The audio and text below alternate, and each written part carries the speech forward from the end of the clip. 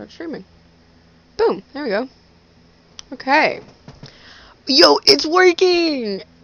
Okay, so basically, how this is going to work, I need to figure this out. How this is going to work is I have my phone pulled up, and I'm going to be reading subreddits. I'm going to be reading subreddits off of my phone. It's going to be a black screen, so you guys can just set it down and listen, you know, just like kind of just like a little reading thing. It's now it's a podcast. It's a I actually wanted to start a podcast. I was going to try starting a podcast with my brother. We're working on that currently, but my grandmother, when we started recording our very first episode of it, my grandmother started yelling at me. It was like 4 a.m. so anyways, I'm gonna start r/no sleep because that's fun. So let me actually find one. Here we go. I'm an elevator repairman. Here is rule number 7. Don't run the doors with your mobility scooter. Okay. Rule number 1, never ride the escalator. Rule number 2, don't get off until the doors open all the way. Rule number 3, don't get on without looking. Rule number 4, don't try to save yourself. Rule number 5, don't ride with the devil. And rule number 6, don't lie about your weight if you want to live. Reading through these now, I'm realizing everything is all don't do this and never do that. Well, sorry, I guess I'll try to turn this one on its head. Rule number 7, ram the elevator doors with your mobility scooter only if you're looking for a painful and terrifying way to commit suicide. Okay, then. You know what? That's too wordy. Okay, here goes, for real this time. Rule number 7, don't ram the doors with your mobility scooter, you stupid idiot. Again, another rule that should go without saying. The operative word being should, but people are intent on being ridiculous on doing ridiculous and dangerous things. They think behind those doors lies the elevator, futilely waiting for them. There's nothing else behind the doors except the inside of that box. That's all there ever was and all there ever will be. If you've read these rules, especially number 3, you already know that's not the case. Those doors those doors are closed for a reason, so that you don't die falling down a dark pit of despair that may or may not lead directly to Hades. Ooh. But alas, some people like to find these things on the hard way. I was out at a call when I met one such individual. He pulled up next to me at the elevator doors in his rascal. I gave him a little polite nod, which he ignored. I was waiting completely for the box to come up so that I could leave to go to the next call. The elevator doors hadn't been working properly, but I had just fixed them so they opened and closed smoothly again. The guy looked to be in a hurry. He was tapping his foot and looking at the time on his cell phone and muttering, "Come on, you piece of crap," so to nobody in particular. That was when he decided to take matters in his own hands. He backed up and took a run at the door with the scooter. He crashed into it loudly and into the door slightly. I was so shocked I couldn't even speak at first. I had heard such things happening. I had even seen security camera footage of it, but I never thought I would witness such crass idiocy in person. Backing up again, he got ready to drive into the door once more. "Stop, you're going to kill yourself," I yelled at him. He gave me a look full of contempt and his face went red with anger, then a bruised purple shade. I realized then that this guy had more than a few issues. "I've lived here for 13 years, and you move in today and think you know better than me? F you, this elevator," he burped loudly, "is a piece of crap. You'll see. You've got to give him a good shot every once in a while, or else they'll walk all over you." I had no clue what he was talking about, but wasn't about to let him break my legs by getting in his way. He hit the accelerator once again and went full force into the door. This time it did more than a dent. It crumpled slightly from the impact and reluctantly rattled open, revealing the dark shadows of an empty elevator shaft. The man screamed when he saw what was happening, and then his scooter tipped forward over the precipice and into the darkness. He turned around as he was going over and reached for me to save him. I instinctively grabbed his arm, then quickly realized he was too far obese for me to lift. The man was probably 400 pounds. I hadn't been to the gym in a while, but even if I had, I didn't think my time watching Netflix while lazily jogging on the elliptical would have made much difference in the situation. I've used a few of the other machines infrequently, but the weights are just so heavy. The scooter fell away beneath him, and I was suddenly struggling to support his girthy body as he struggled and kicked. his sweaty form slipping further and further through the door and down into the darkness. It only took a second before I realized I wouldn't be able to save him. My feet slipped and skidded across the dangled carpet, and I tried to let go of him and save myself. He sensed this, and his eyes widened with terrified anger. "Don't you drop me. I'll kill you if you drop me. Don't you dare." I have to skip a lot of these words. Jesus Christ. His fucking fingernails dug into my arm, tearing the skin and leaving bloody red marks. Going to take a bath in dissected gel in the work bin after this one. I thought to myself. I made the mistake of looking into his eyes and saw that he was panicked and desperate beyond anything I had seen before. His grip on my arm tightened, and then I suddenly felt myself sliding inch by inch towards the doorway. Oh God, that's not good. I began to panic right along with him. Then, screaming, I beat at his hand, gripping on my forearm. The dude was going to drag me down with him.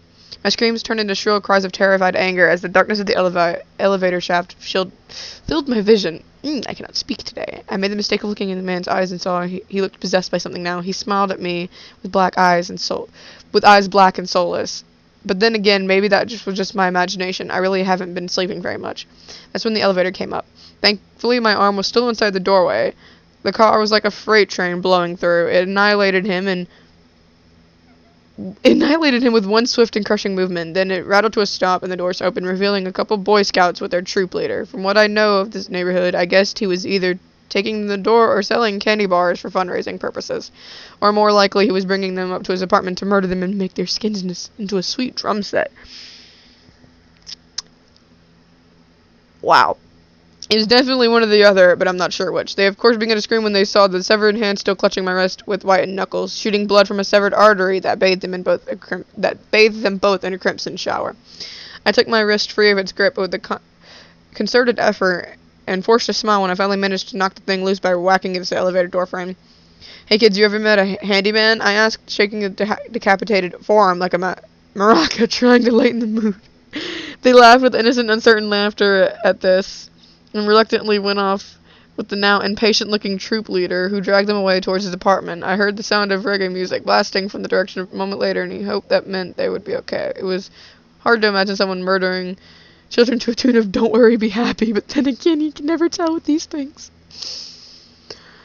I trimmed the severed arm down the gap between the elevator and the hallway, mashing it down forcefully with a few good stomps from my steel-toed boot. That's when I heard the man up on the roof of the elevator. He was making a wet gargling sound that reminded me of a wet vac, which reminded me I really needed to replace my shop vacuum. I rode down to the ground floor, and eventually he must have expired, because by the time I got there, I couldn't hear him anymore. I should probably tell the superintendent there was a dead body on top of his elevator, but man, I'm getting really sick of filling out police reports. Does anybody have a good lead on a cheap apartment in a different city? I need to get out of this godforsaken town. I prefer something on the ground floor if possible. Jesus. Okay then,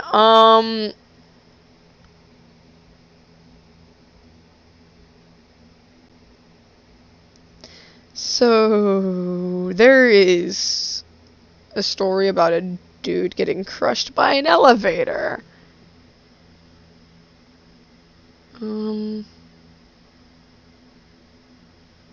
I am going to find a couple short ones. I'm probably going to do 3 stories because I feel very weak today after getting stung 10 times by yellow jackets. So that's always fun. So I'm going to try and find a shorter one. Okay, this is pretty short. Alright. Also, you good, Ultra? Yeah, just stressed and the cat is not helping. Alright. So, this next one is called I Got a Call from My Missing Daughter. Also, I am going... Oh.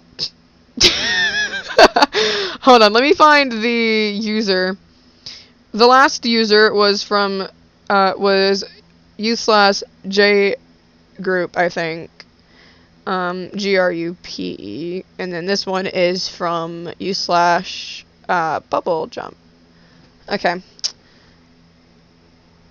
I got a call from a missing daughter. My daughter went missing 4 years ago. She was 8 at the time. My little girl Jenny. She was gorgeous. Rosy cheeks, little freckles, a button nose.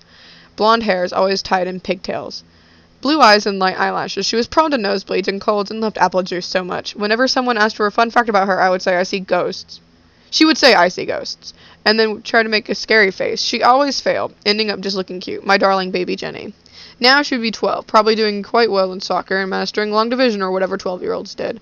I don't know, it feels like being 12 was forever ago. And in a way, it was. I was 40 by now. I remember how Jenny used to call me a dinosaur and laugh at me every birthday. My darling, my baby Jenny.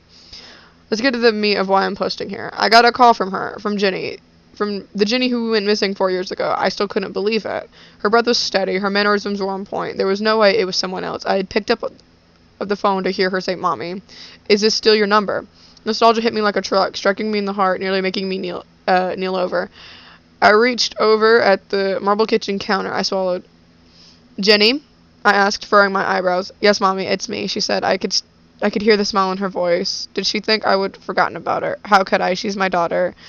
Where have you been? Where are you? I asked. A man took me for a long time. He's gone. Got killed, and I'm waiting at the Baskin-Robbins, Jenny said. That made me furrow my brows. Baskin-Robbins, not the police station. I was confused. I swallowed. Are you safe, baby? I asked. Yepers, she replied, something she had always said in response to me. Okay, I began sighing. Do you want me to come pick you up? I asked. Yes, please, Mommy. Daddy's at work, right? She asked. I hum an affirmation, tapping my foot and glancing around. Okay, I'll be there soon. Bye-bye, baby. I love you. I said. She replied with an I love you too, Mommy, and then hung up on me briskly at this point. I was unsure what to do. I called my husband, Aiden. Aiden, I just got a call, I began. He sounded confused and in a hurry. He worked in an office building. It was expected for him to be busy and in a rush all the time. Okay, why are you calling me? Some kind of chainmail thing? He asked, chuckling. My Aiden.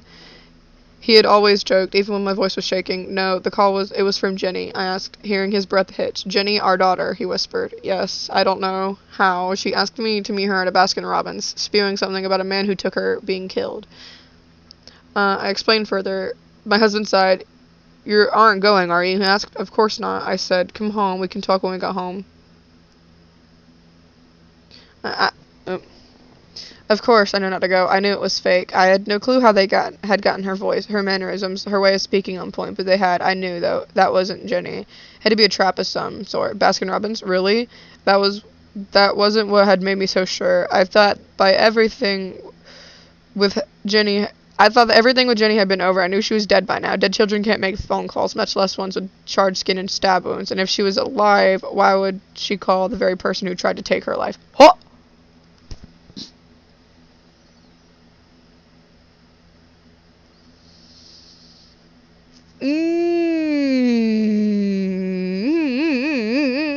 Okay. That's a very long one. Let's see. Hi. I'm reading Scary Stories, and sadly this is going to be the last one, because, as I had mentioned earlier, I am very weak. I just got my ability to speak again, because, sadly, I went through the woods with my dad earlier, and I had gotten stung a lot of times by yellow jackets, and it just made me very weak, so... I'm starting a new series, actually, where I read subreddits, and sadly I'm on the last one. I'm only doing 3 this time, but I will be doing a video where there's a lot more, so. But anyways, this next one is called He Just Keeps Watching Me. It's somewhat of a long one, I don't know. I live on the 8th floor apartment block with a balcony that faces the street and 2 other buildings, one directly across and one slightly further away to the left. 7 days ago, I saw a man stood on one of the balconies of the furthest building. It was dark, nearly midnight when I saw him. Subreddits is just basically things people post.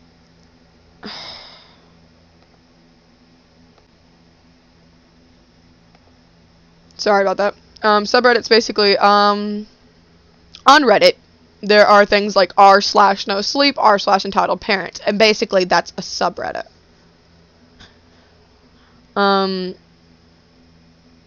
But it was dark, nearly midnight when I saw him. He was on one of the balconies, 4 or 5 stories up from street level. I've never seen anyone out on those balconies since I moved in at the beginning of September, but it's not really balcony weather. He had a wide stance, legs set apart, arms by his side, and stood stock still. He looked like he was facing my building, but it was dark and hard to tell. He also looked weirdly dark and shadowy, despite the light spilling out from the closed curtains behind him. He was hard to pick out his features against the dark, but it felt like he was facing me. I didn't worry about it, though. People on balconies is a very normal occurrence, usually. It was slightly less normal when I saw him next.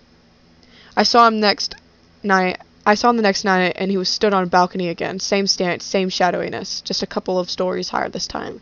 I thought it was strange that he was stood on a different balcony. The first night, sure.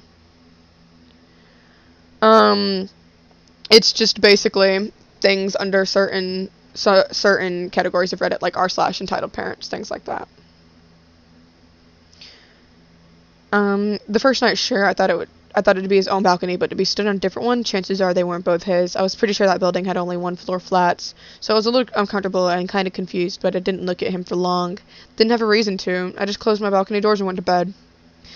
I didn't look the third night. I finished work late that night and just crashed into bed as soon as I got home, but I do remember feeling somewhat watched as I stumbled home that night. It wasn't until the fourth night when I looked again that I first started to become scared. He stood in a window of the building directly across from me. That building doesn't have any balconies, just neat rows of white windows, stretching past both ends of my own building and just as high. He stood in the windows of one of the further rooms, closer to the building he had originally been in, so still somewhat far from me, but closer. He was closer, and I could see him slightly better. I had no longer just passed his darkness as a shadowy. I no longer just passed his darkness off as shadowy because of the dark night. That was how he looked, but his features were so blank as a person's shadow, but he was darker, thicker, and had more substance than a shadow. He stood in the window of a well-lit room with the curtains still open. People bustled about back and forth in the room behind him, but they either didn't see him or didn't care. He just stood there, the inky black silhouette of a man. He didn't move. It didn't look like he even breathed. No rise or fall of the shoulders. He just stood and stared, and he was staring at me. Not just my building. I don't know how I knew, but I did. He was staring at me with what looked like no eyes.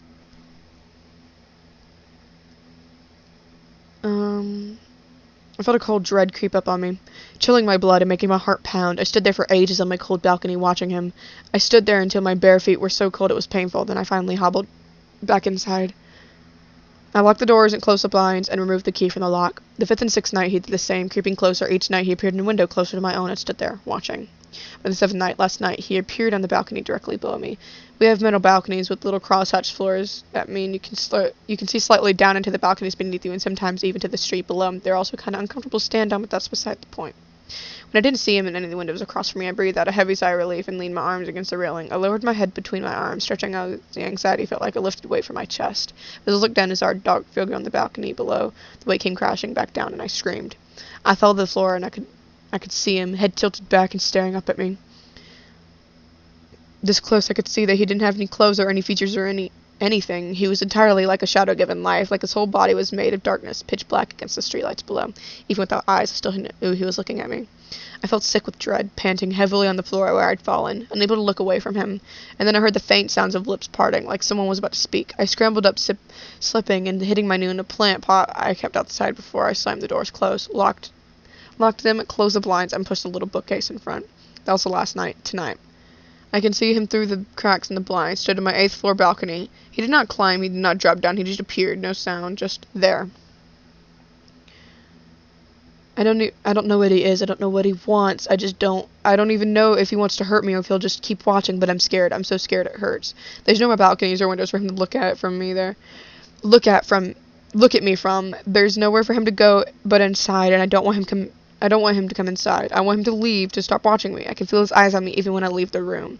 I don't leave my flat because that's where he is, outside. I know he might come inside, but he's outside right now, so I have to be inside. No matter where I go, now I can feel him watching me all the time. There's no respite. Besides, I don't think I can escape him. I can feel it in me. No matter where I go, he'll go too, whether to keep watching or something else. I don't know. I think I'll find out tonight. Dear God, it is hard for me to speak.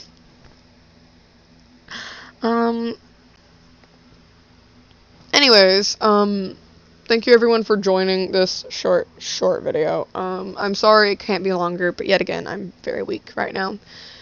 Hopefully next time there will be a couple more stories I can read, but anyways, that was, I guess, episode 1 of just reading subreddits. This will be a series. I will be doing this every once in a while. Not every day, but every once in a while. But yeah. Hope you guys enjoy the rest of your day or night, wherever it is that you guys are. And yeah. See you next time. Bye!